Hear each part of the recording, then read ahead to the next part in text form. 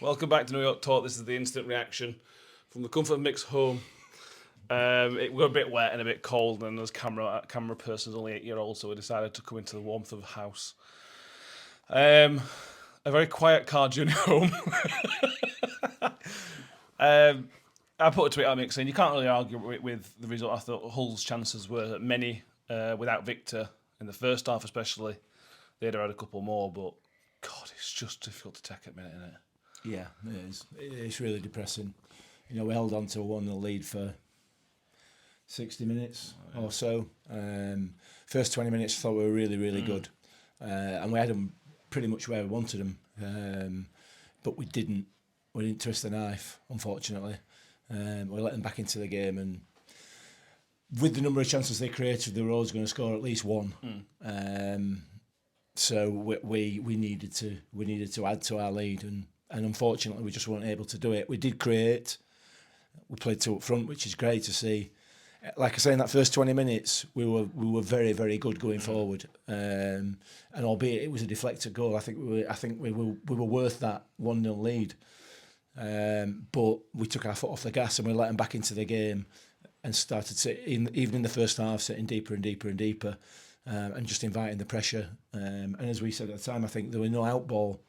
That was the problem. They weren't necessarily creating a great deal, but once we won the ball back, we weren't able to maintain possession of it. So yeah, get to 60 minutes and you hope, don't you, that we can find another goal from somewhere, or just do something to see out the game. And unfortunately, we weren't able to do it. No, and there's a lot to unpack for the Hull goal. I think that was Rathbone's best performance in a long time since Matt Taylor was here. I think, and just a moment, a brain fart, a moment of stupidity. You can call it whatever you want. It's not like Rathbone does that every week, so we're not going to sit and dig him out. But he's just got to do better. Hull have got so many quality players, especially at that end of the pitch.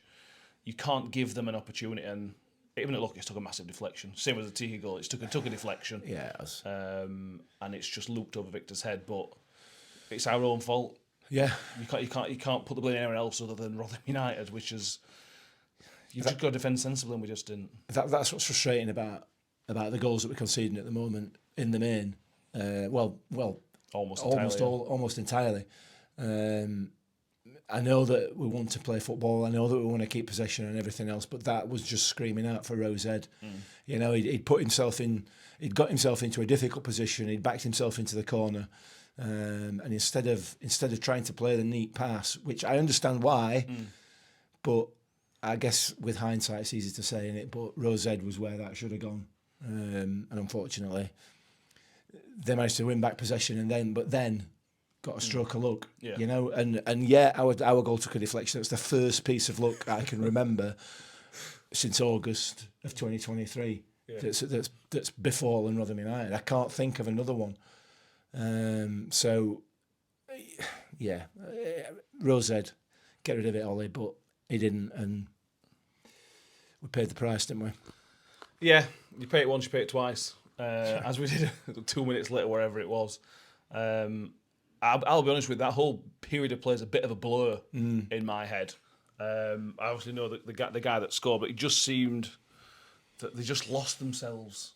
And that just shows where the team is at the minute, and by extension where the fan base is at the minute. Yeah. That if one goes in, well, it's a relatively lost game then, aren't we? If it's 1-1, but in our heads we've already lost the game because we've sort of conceded. And we can all dream about getting back, and as I know some people did at half time, you know, the dream wasn't over survival wise. But if you're going to play like that, if you're going to react, not play like that's wrong. Well, if you're going to react like that to adversity, you can start planning your trips to wherever you want in the League One, can't you? Oh, well, you can, and to be fair, look, the confidence is at an all-time low in that squad. You know, and when you concede a goal in that manner, you know, psychologically it's bound to affect them, and they did not switch on quickly enough.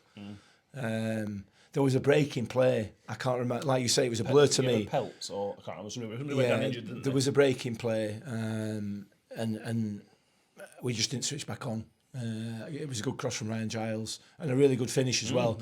But again, arguably, he shouldn't find himself in that much space in the 6-yard box or in the 18-yard box. He really shouldn't.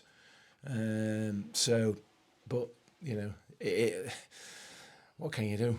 It's just, I just want to curl up and cry, to be honest. Yeah. Yeah. Even the camera person thinks so. There's, as frustrating as it is, there's loads of positives to take out of that performance. And that's what makes it even more frustrating that we're sat here completely pointless. White was really good. Cam Humphries was back. Sam Nombe had a brilliant game. Ollie Rathbone, as I mentioned, had a best performance in a while. Victor's pulled off 2 or 3 ridiculous saves. But that's what makes it hurt that little bit more, innit? Because we feel like we've done something. After all crap we went through, especially a weekend, we all know we're not going to go back through that. I just felt like we deserved something tonight as a fan, even just as fans. You're lining yourself up for some criticism there, aren't you? You absolutely are, because if you go on social media already, Nombe's crap I've already read. Oh, really? Yes, genuinely, I've already read that tonight. Nobody knows why Liam Richardson took the job, etc., etc. Look, there are positives to take from it. That first 20 minutes, we could, and on another day, had we got an ounce of confidence in that squad, probably would have been out of sight. Yeah. You know, there should be a penalty in the first half on Kioso. He's given that same foul 6-7 times prior to that, and continued to give that foul many more times throughout the game, but not that one. That was a shocking decision. I thought, well, I'm not going to go into Doughty because Save that for the podcast, guys. The man, he disgusts me. He really does as a referee. I think he's awful. Interestingly, you know, he was the one that he's the man that refereed us against Burnley last season. I think the board went up for 11 minutes in that game and played 15 until they scored. Yeah. The board went up for 9 minutes today, and despite there being injuries, a substitution, and their goalkeeper keeping the ball for 20-25 seconds, it blew virtually on 9 minutes. For me, and we'll talk about this on the podcast because I want Mike to explain this one to me. If a player is in the penalty area and is then tripped up by an opposition player while he's running towards the ball, as far as I can see, that's a penalty.